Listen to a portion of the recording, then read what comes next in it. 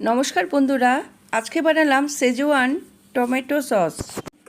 এর জন্য নিয়েছি বেশ কিছু কাশ্মীরি লঙ্কা আর অল্প কয়েকটা শুকনো লঙ্কা। লঙ্কা ভালো করে ধুয়ে নিয়েছি। এবার ভেতর থেকে বীজগুলো আমি সমস্ত ফেলে দিচ্ছি।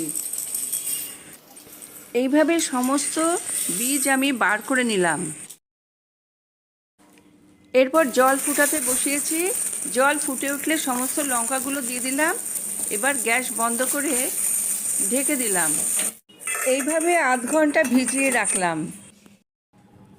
আধ ঘন্টা পরে জল ছেঁকে লঙ্কাগুলো তুলে নিয়ে ব্লেন্ড করে নিয়েছি।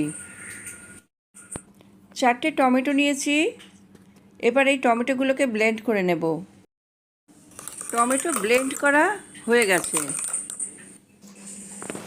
এখানে নিয়েছি ধনে পাতার ডাঁটিগুলো, এগুলো ছোট ছোট করে কেটে নিয়েছি। প্যানে সাদা তেল গরম করে 2টো স্টার অ্যানিস দিলাম।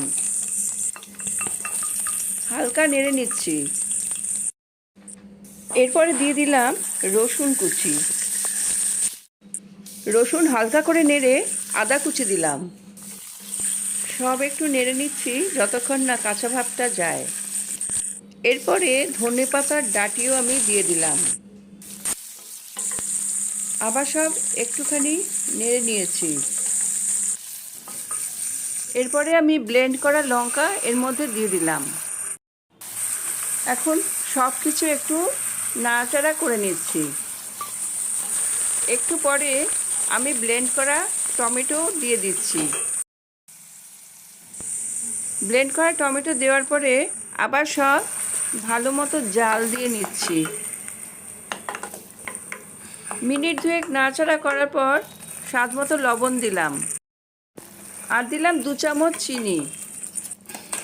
10 থেকে 12 মিনিট এই সস আমি জাল দিয়ে নিলাম। এরপরে 2 টেবিল স্পুন ভিনিগার দিলাম। আরও 2-3 মিনিট আমি সস জাল দিয়ে নিচ্ছি। অল্প লবণ মিশালাম, লবণ একটু কম হয়েছিল। একটু টক স্বাদ আনার জন্য এর মধ্যে আমচুর পাউডার 1 চামচ মিশিয়ে দিলাম। সেজওয়ান সস আমার তৈরি হয়ে গেছে। এবার এর মধ্যে 2 চামচ টমেটো সস মিশিয়ে দিলাম আর 2 চামচ ডার্ক সয়া সস দিলাম। সেজওয়ান সস তৈরি হয়ে গেছে। এবার আমি নামিয়ে নিলাম। বাজার থেকে কেনা সেজওয়ান সসে প্রচুর কালার, প্রিজারভেটিভ এই সমস্ত থাকে, যা কিনা আমাদের স্বাস্থ্যের জন্য অত্যন্ত খারাপ। ঘরে কোনো চাইনিজ রান্না করার সময় এই ঘরে তৈরি সেজওয়ান সস আমি ব্যবহার করি।